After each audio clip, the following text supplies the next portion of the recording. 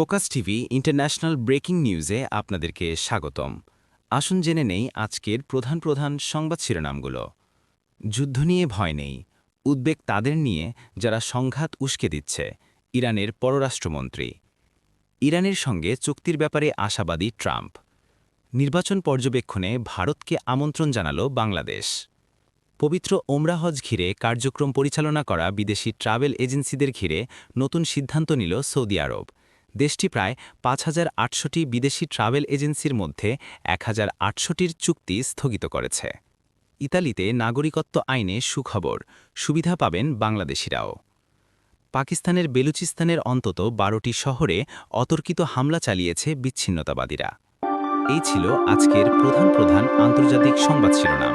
আমাদের পরবর্তী সংবাদ দেখার জন্য ফোকাস টিভির সাথে থাকুন। ধন্যবাদ।